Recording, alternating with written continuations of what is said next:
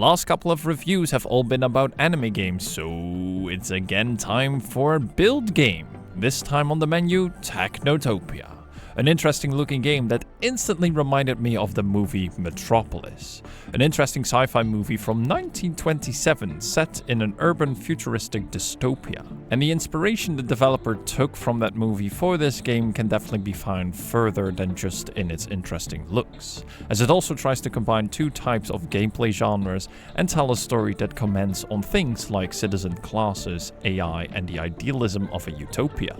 And all that made this game for me a no-brainer purchase on release. Unfortunately, the game had to wait for a little bit, because another game fell on my path that was equally as interesting, and I just really wanted to go into that as well, and you know how that goes. But that one is behind us. Today we are focusing on Technotopia and what it has to offer.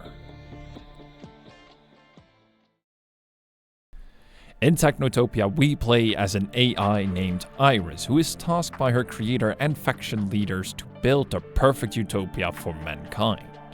However, each faction leader has their own wishes and ideas, which reflects their people they represent and a certain color.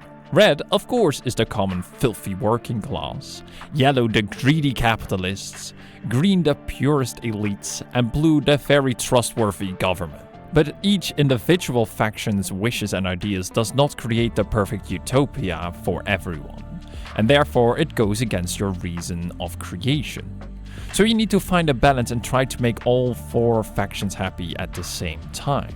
Only then you will gain their trust and eventually unshackle yourself from them and achieve full freedom, so you can create the real perfect utopia for mankind.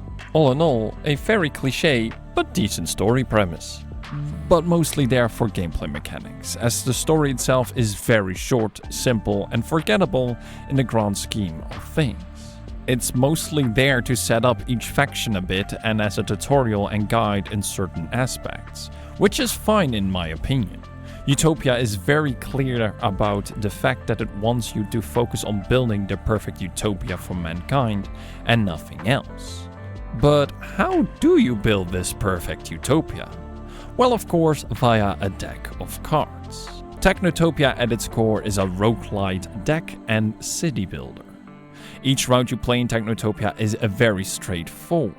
You are dealt 3 cards which you use to build a building that will gain resources with the factions or to expand your city. To make placement a bit more interesting, you can create one of the 4 building patterns to gain more points for a particular faction. You continue this pattern of building, drawing cards and gaining as much points as possible per placement until you reach a point where one of the 4 factions can't pay its resources anymore. At that point, the Utopia city has failed and you have to start all over again. Because remember, this is a roguelite, nothing lasts here forever. Now, constantly losing something I worked hard on to create and having to go back to zero is not my favorite thing in games. And therefore this resetting has to be made interesting to a degree to keep me interested to restart over and over again. And here in Technotopia that is the case, because in reality you actually really want to start over and over again for multiple reasons. One being, of course, the story mode. In each of your playthrough you unlock bits and pieces of the story, which you won't lose whenever you lose your city. Instead, it's sometimes better to lose your city, because with the current setup and stage of your city, you won't reach the goal that has been set by the story to begin with. Another reason, and a very common one in roguelite games, is that every new playthrough you are offered more options to make it further. In Technotopia, that progress translates to a leveling system for each of the factions. The higher their levels are, the better the base buildings are in gaining points for a particular faction, or you gain even rare versions of these base buildings, or better yet, unlock megastructures. These megastructures are in my opinion what made each playthrough very interesting to dive in, and made sure that the gameplay itself did not become a very mundane or boring build game. Whenever you build a building on top of a green cube that is randomly spawned on your city grid, you get to choose from 4 megastructures. Each again resembles one of the 4 factions. When you have made your choice, said megastructure card will be placed on top of your deck and will be drawn the next time you use a card. As the name suggests, these megastructures are larger than your basic buildings and require a building on all sides to be built. This truly challenges your planning and foresight for your city, as these megastructures have to be able to fit in and be built as fast as possible, as you don't want to waste too much resources on them as well. Of course, as you are playing the game more and more and gain more experience, you start to plan these spaces out way before you even get them, and become very clever in ways to fulfill the construction requirements of these megastructures. Of course, you have to bend over backwards at times to get these structures built, especially at the start of the game. But they are worth it, as each offers a huge advantage for you. Like better stats on the building of a faction, or cheapen the cost of faction points altogether, or add a better card to your deck. These megastructures will also find their way into your deck via other ways, the most notable way being city events. Time progression in this game is done via building itself. After you build 10 buildings, the week, so to say, is over and the upkeep cost of the 4 factions has to be paid. Again, if you can't make the payment, you lose. But in the middle of this week, so after the 5th building, you are offered a random in-game event to resolve. In these events, your city is brought to life. You are offered a problem or situation where you have to make a choice. This is the moment where it's up to you to balance choices and morals of each faction. Like, do you favor the working class and better wages? Or allow the government to do one of their many bad practices to mind control the people? Again, many choices, and whatever choice you pick has effect in many ways, be that in rewards, some faction costs that go up or down, or even a special card that will be added to your deck. This sounds, and really is, cool at first. The problem is that many of these events have a clear best choice when it comes to rewards, and if you memorize them, you won't read or take time to take in what the game tells you. Instead, you skip right to the rewards you want and continue building.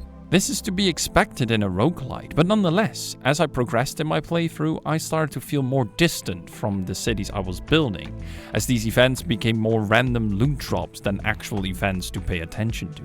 And as this distance feeling slowly creeped more and more into my playthrough with this game, some interactions seemed to become less worth it. Which brings me to the biggest pitfall the game falls into. The game offers many reasons to start playthrough after playthrough, but as time progresses and you gain experience, the value of these reasons subside. For example, when the story comes to an end, it leaves a huge void in motivation to keep playing. Even though the story itself is not particularly strong, it was still a reason to keep playing the game over and over again. Same goes for the events and the exploration of new cards and possibilities. The element that probably lasts you the longest in terms of motivation to keep playing is the leveling of the factions themselves, as the rewards they offer are exponential. Now, as I stated before, this is a roguelite, nothing lasts here forever. And just like the roguelite elements this game offer, the game itself will come to its end, which is fine, but to me it felt like Technotopia came to that point way too soon considering the possibilities. The story itself lasts only for a couple of hours, and events are figured out on the go. Depending on your memory or your willingness to write them down, they will lose interest over time as well fairly quickly. So after roughly 7 hours or so, you are left with not a lot more than the leveling of the factions and just the gameplay loop by itself, which feels rather bare bone when it's laid out on the table like that. And in all fairness, it is. Yet, I couldn't stop playing this game. Yes, the story stops quickly, the reasons to repeat the loop disappears in mere hours, and grinding for slightly better stats gets tedious. But then I look at the atmosphere the game offers and the simplicity of the gameplay. Both elements really hooked me again and again every time I booted up the game, to the point that I developed a serious case of just one more game attitude. Especially the art style, I could just not get enough of it. It's so simplistic, but full of character, and when the cities develop to a larger scale, it packs a lot of details. And because the game puts so much emphasis on building with bonuses in mind or creating these megastructures, none of your cities will look alike, even though their build blocks are very basic. And this game is so easy to just jump into for a short period of time and then jump out again. mainly because of the simplistic gameplay of throwing cards down and paying a resource at the end of a certain time period. This is also the game's greatest weakness, as it lacks a lot of functions, details and overall depth that other card games have by default. Like, it's impossible to look ahead in what is left in your deck, or the chance of what kind of cards you will be drawing in a couple of turns. Previewing cards or inspect your city when choosing a new megastructure is almost completely absent, resulting in making choices I wouldn't have made if I was able to consider my options better. Having multiple starter decks or even an overall deck editor would have been interesting as well, as it could offer different ways to reach further in the game in general. This could even go hand in hand with other modes. A longer story mode would have been great, but personally I just wanted to see other modes in this game as well. The base game is a great template, but we barely get to see the fullest potential it has to offer if it was applied other ways here. It's unfortunate that this feeling is what overshadowed my playthrough the most. Yes, I had a great time. A bit short, but still great. But man, do I wish it was more. A wish that kept returning to me as I played the game over the past month. In the end, Technotopia is a fun little game with a lot of character. Simplistic gameplay that makes it easy to get in and out whenever you decide to boot this game up. Be that for a long session with multiple playthroughs or just to waste some time in between activities. Of course, this means the game has not the depth similar to other card or build games. If you expect that of the game, then you surely will be disappointed with what it has to offer.